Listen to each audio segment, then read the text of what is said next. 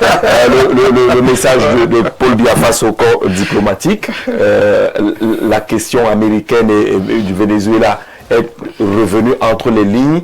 Et là, beaucoup parlent de Paul Biya comme un homme courageux, que d'ailleurs, c'est un peu la voix de l'Afrique qu'il a apportée à cette occasion. Oui, je vois que vous n'avez pas voulu répéter un homme sage, comme vous venez de le dire. J'ai dit courage et sage aussi. Je voudrais... Ah voilà, tant mieux. Vous voulez pas que je répète aussi? Non, je voulais m'assurer que vous l'assumez. Je cite ce qu'ils ont dit. Alors, mais je vais vous dire une chose. L'âge et la sagesse ne vont pas toujours de pair. Hein. Ne vont pas toujours de pair. Pour le cas du président Biya. C'est une mauvaise bulle que les aînés veulent nous vendre depuis pour empêcher le renouvellement des générations, pour dire que quand on est jeune, on ne peut pas être sage, il faut faire attention. Il y a des gens aussi qui atteignent un âge très avancé, comme le président de la République, et que la sagesse a quitté depuis. Du fait simplement peut-être parce que la sénilité, ou alors tout simplement la mémoire, Alzheimer et tout ce que vous pouvez imaginer. Heureusement, ce n'est pas le cas du président Biya pour le moment. Non. Vous avez parlé de la sagesse. Oui, je veux juste d'abord qu'on s'entende dessus. Qu'on s'entende dessus. Et quand on regarde le Cameroun fonctionner aujourd'hui avec le président qui est pris en otage, on ne peut pas dire que la sagesse est encore avec lui. Mais ce qu'il a dit. Non, ne me coupez pas. À la communauté internationale, ce n'est pas sage. Interférent dans ce que je dis. Allons-y, Valère. Alors, je voudrais qu'on rappelle, je crois que le professeur l'a dit tout à l'heure, le Cameroun a toujours été fidèle à son principe depuis le président Ahidjo, principe de la non-ingérence dans les affaires intérieures des États. Ça, c'est le premier principe. La paix dans les relations internationales, je crois que cela a toujours été aussi un principe cher au Cameroun. Et depuis le pacte Briand-Kellogg 1927 qui a été repris dans la Charte des Nations Unies 1945. Le outil positif, je l'ai aussi rappelé, 1963, qui a été rappelé dans l'affaire du Cameroun septentrional. Alors, le Cameroun est dans cette logique-là toujours. Et nous l'avons vu aussi en 70, dans la guerre du Biafra 68-70 avec Yakubu Gowon. Ahidjo l'a réaffirmé. On ne rentre pas dans les affaires intérieures d'un pays et le Cameroun ne peut pas faire constituer une base arrière pour la déstabilisation d'un pays frère. Et il a fait contre la République française. Très bien, contre la République française. Et on va encore rappeler ce que René Bikoro, mais en 2003, qu'il le rappelait, mais de manière intéressée, puisqu'il est du bord d'en face. Le président de la République, quand il fait bon à Chirac, en 2003, pour aller voir Bush, pour aller aux Nations Unies et voter neutre. Effectivement, il donnait un blanc-seing aux États-Unis de frapper l'Irak. Parce que lui, il avait son problème à lui au Cameroun, où les Américains avaient justement levé les mains pour ne pas le déranger. Donc c'était un ascenseur qui renvoyait aux États-Unis, donc à Walker Bush. Alors, si j'ai rappelé ces quelques éléments, c'est pour dire en fait que le discours du président, c'est vrai, est resté fidèle à ce que l'homme est, c'est-à-dire un homme de discours, un homme du parler, sans jamais d'acte. Mais on ne peut jamais lui enlever cela, parce qu'au moins il faut rester juste en tout temps. C'est un excellent diplomate. C'est un excellent jongleur. Sur la scène des relations internationales, il y en a très peu qui lui arrivent à la cheville. Ça, c'est très clair, vous comprenez? Mais sur la situation du Venezuela, des États-Unis, moi, peut-être on n'a pas eu le même discours. Peut-être on n'a pas eu le même discours. Moi, j'ai retenu une seule phrase. Il a dit que j'ai toujours recommandé la paix et la réconciliation dans les relations internationales. Je paraphrase, mais ces deux mots-là se trouvent certainement dans le discours si vous les retrouvez. Vous comprenez? Alors, que vaut une telle parole que vous dites aux autres de faire à l'international, alors qu'à l'intérieur, chez vous, nos frères du Saxon, Nord-Ouest et Sud-Ouest sont dans la difficulté depuis déjà plus de 10 ans. Où est la réconciliation là? Où est la paix là? Vous comprenez? On a cette difficulté. Quand vous parlez du Venezuela et du Cameroun, les gens, c'est vrai, on ne peut pas toujours dire que ça peut arriver chez nous. On ne peut pas toujours dire ça parce qu'il a été aussi malin, j'ai dit c'est un excellent jongleur. Puisqu'en fait on sait qui contrôle la sécurité au Cameroun et ce qui va avec. On parlait des bruits d'or, des bruits de ceci, au port, de l'or, comment dire, le pétrole, ainsi de suite. Mais on sait que c'est Israël en fait qui tient le Cameroun. Et on sait qui tient les États-Unis, c'est aussi Israël. Donc ça devient une difficulté pour les États-Unis pour une quelconque intervention ou alors par voie interposée ou par pays interposé au Cameroun, puisque la France aussi ne voudrait pas perdre le Cameroun d'une certaine façon. Donc il y a joue sur ces différents leviers-là. Vous voyez? Mais il reste dans ce fond. Quelles leçons il a à donner aux autres? Les leçons de paix et de réconciliation, si l'homme n'arrive pas à réconcilier les Camerounais. Il y a des exemples quand même. Vous voyez? Non, moi j'ai pris un exemple patent. Il y a des exemples. Un exemple patent. En matière d'engagement pour la paix. Non, quel exemple? Citez-moi au Cameroun. On a parlé de Bakassi, qui concerne le Cameroun. Mais alors, c'est un exemple diplomatique. Dans le nord-ouest et le sud-ouest, il y a le grand dialogue national. Il y a des initiatives de dialogue qui ont été mises en place quand même. Vous avez terminé? Il y a un processus qui est Vous avez terminé? Il y a un processus. Est-ce que vous avez la terminé? paix ne se décrète pas, il y a un processus. Vous avez terminé, monsieur? Allez-y, Valet Bessara. Est-ce que la paix est donc revenue dans le nord-ouest et le sud-ouest? Dieu seul sait aujourd'hui que nos gars sont abandonnés là-bas eux-mêmes. On chiffonne et on zigouille nos policiers, nos soldats tous les jours là-bas. Même le ministre de la Défense est dépassé par cette situation parce que le haut commandement politique dans le nord-ouest et le sud-ouest n'arrive pas, ne veut pas lui donner, ça ne veut pas les efforts, ne veut pas lui donner les coudées franches pour pouvoir amener ces hommes à faire terminer cette affaire.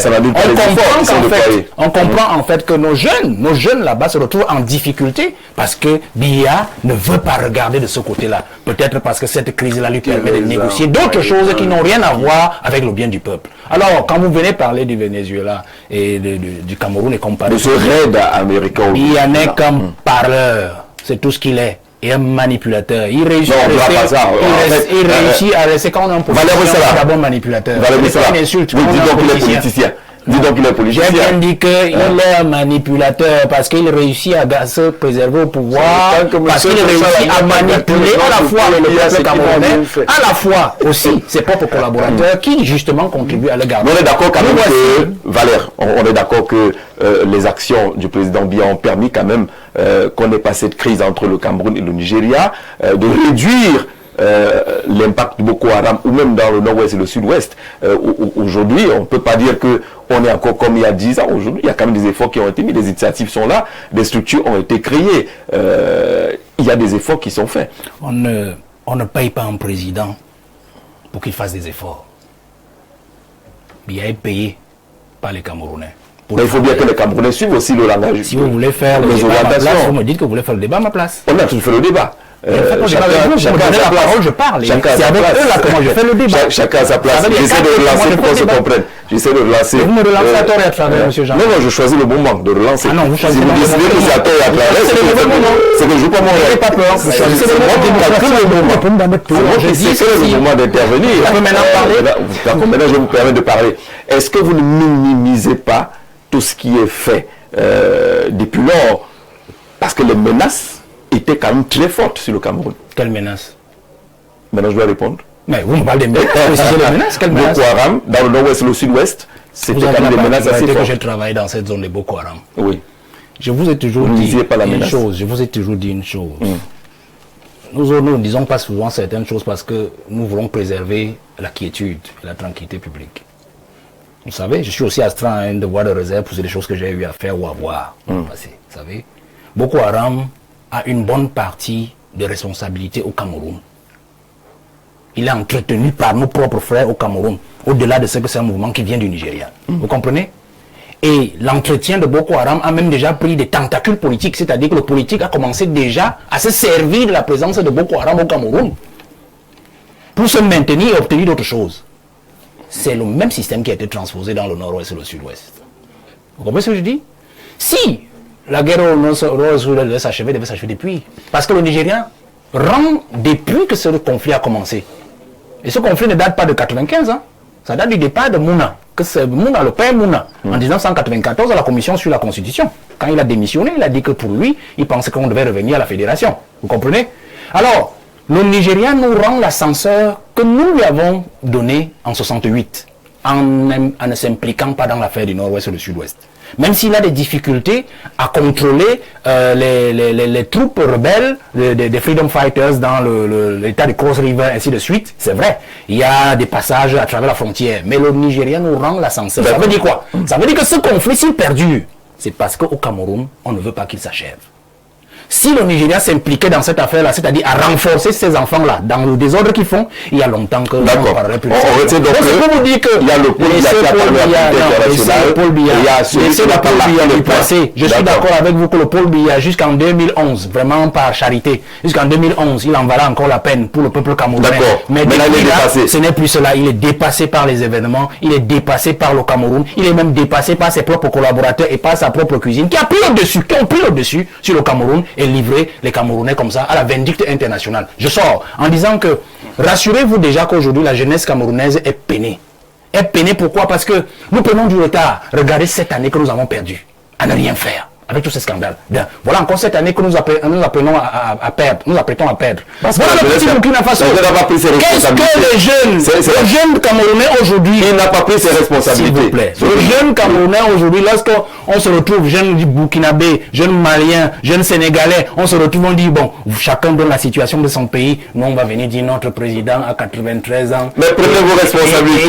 Il y a des ministres qui ont fait 25 ans sur place et qui ne font rien. Il y a des scandales. C'est une honte que le pays est en train de foutre à la jeunesse camerounaise. Non seulement par le retard, mais aussi par son absentéisme au poste. Et surtout aussi par son inactivisme dans la réalisation managériale. Et là, les autres diront que les jeunes Camerounais, il va venir. Moi, j'ai terminé le débat, vous me posez la question. Non, je suis là avec vous.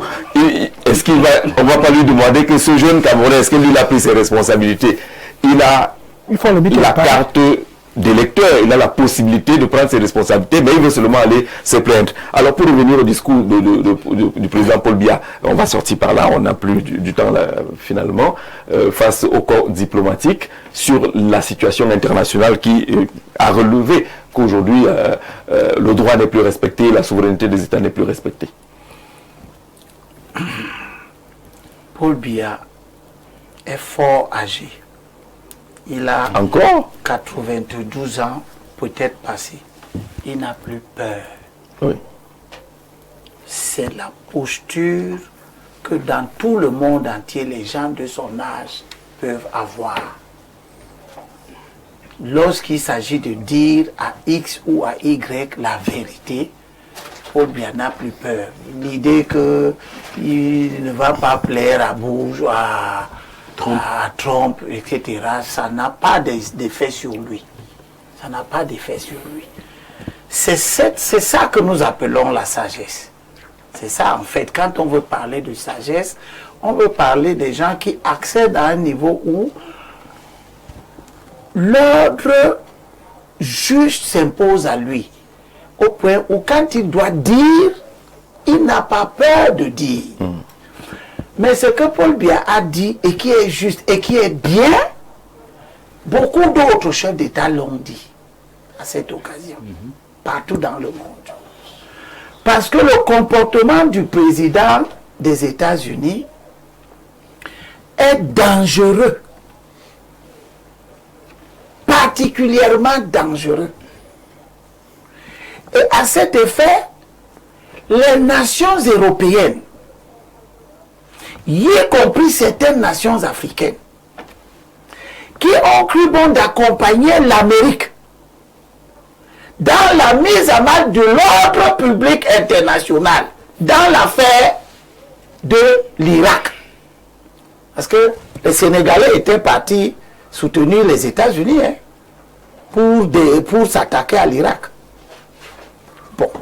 Des nations européennes sont partis en toute violation s'attaquer à la Serbie pour couper la Serbie, fabriquer un État bidon qu'on appelle le Kosovo en bombardant un pays qui ne leur avait rien fait. Des nations ont donc cru qu'elles pouvaient tirer avantage en soutenant les États-Unis dans ce type d'éléments.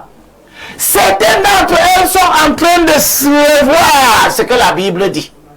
La Bible ne ment pas. Elle dit que dans Galates 6:7, ne vous égarez pas, on ne se moque pas de Dieu. Ce qu'on nomme un homme sème, cela il le moissonnera aussi. Est-ce que le Danemark pouvait savoir que dans les égarements américains, on va venir arracher le goût. Qu'on pourra leur dire qu'on va prendre leur territoire. Si tu pars au Danemark, tu vas trouver encore quelqu'un là-bas qui va dire qu'on a bien fait d'aller enlever un chef d'État au Venezuela. Jamais. Ils se rendent compte que cette folie de grandeur du peuple américain qui se sent libre de tout faire, au point où un Cubain devenir américain dans une conjoncture politique comme Marco Rubio se permet de dire devant la face du monde qu'il se fiche de l'ONU, qui a été créé à San Francisco aux États-Unis. Marco Rubio ne connaît pas la guerre. Il ne sait pas ce qui s'est passé entre la Première Guerre mondiale et la Deuxième Guerre mondiale. dans une vantardise, un orgueil démesuré, qui normalement voudrait qu'on demande que les Nations Unies quittent la terre américaine. Le secrétaire d'État américain ne peut pas dire qu'il se fiche de l'ONU et l'ONU continue à avoir son siège sur le sol américain. Le secrétaire d'État américain ne peut pas remettre en cause le principe fondamental même de la charte de San Francisco et l'ONU et les États-Unis continuent à avoir un siège au Conseil de sécurité. Qu'est-ce qu'ils font au Conseil de sécurité alors qu'ils sont devenus une nation qui promeut l'insécurité partout dans le monde? Le discours du président on va sortir par prend là. donc On a toute sa plus que minutes et 30 quintessence secondes. Oui. en rappelant que le droit international, c'est l'expression même de la civilisation. Tout à fait. C'est-à-dire que on ne peut pas vivre dans le monde parce que la petite Gambie n'a pas de force. Vous pouvez demain décider. Et en France, lorsque un mauvais président comme M. Macron, avant de se ressaisir pour voir qu'il a fait une bourde, soutienne ce qui s'est passé, et si demain, un autre président, et même peut-être le même Trump, décidait de prendre la Calédonie, parce que les intérêts américains voudraient qu'ils contrôlent le nickel, ou bien la base de Kourou, la Guyane, qui est à côté, dans le Pacifique. Le président américain, dans ce type de lancée qu'il a là, peut estimer demain ou après-demain un néo conservateur qui s'en fout de l'ordre mondial, mais qui garde quand même l'ONU chez eux. Ils auraient dû demander depuis que leur pays sorte de l'ONU pour être libres de faire toute la sauvagerie qui leur plaît. N'est-ce pas? Ils ne font pas. Mais si demain, Trump décide de prendre la Guyane, on prétexte que les intérêts stratégiques des États-Unis voudraient qu'ils prennent la Guyane parce que Kourou se trouve à l'équateur et que c'est la meilleure position idéale pour lancer les fusées au ciel. Ce qui est important pour les États-Unis. Que dirait Macron? D'accord. Qu'est-ce que Macron va dire? L'ordre, le droit international est une avancée de la civilisation humaine pour créer les conditions pour que la loi de la jungle, l'état de nature, au sens de Hobbes, ne soit pas une réalité. Merci, Louis Lobé. On ne peut donc féliciter le président Biya dans ce coup-là, à montrer qu'il n'a pas peur, parce qu'il y a des gens qui disent même que lui aussi il est dans la ligne de mire. C'est une façon de leur dire que je suis déjà hors de ça. Si vous venez enlever le président camerounais parce que il ne vous plaît pas, il a 99 ans, il ne va pas se comporter comme le président qui a 35 ans, qui craint qu'on lui fasse perdre le pouvoir. Mais il risque de se passer ce qui est déjà en train de se passer au Venezuela, c'est que Maduro, qu'on présente comme quelqu'un qui n'a pas de base politique. Eh bien, si vous faites ça au Cameroun, Biya, nous allons d'abord oublier tous les mauvais problèmes que nous avons avec lui. Et nous allons nous solidariser autour de lui. Parce qu'on n'accepte pas qu'un État estime que c'est lui qui légitime les présidents élus ou pas. C'est ce qu'on va retenir. Merci Abel et Livio Robert d'être venu ce dimanche. Merci beaucoup professeur. François Bikolo qui est parti du sud directement pour on a vu les provisions dans la voiture. Hein. La Mercedes est pleine de régime de plantains. Oh. on a vu ça tout à l'heure. Donc chacun, voilà, on va faire le partage tout à l'heure. On se retrouve dimanche prochain pour une autre émission. Très bonne journée, très bonne fin de semaine, très bon début de semaine aussi.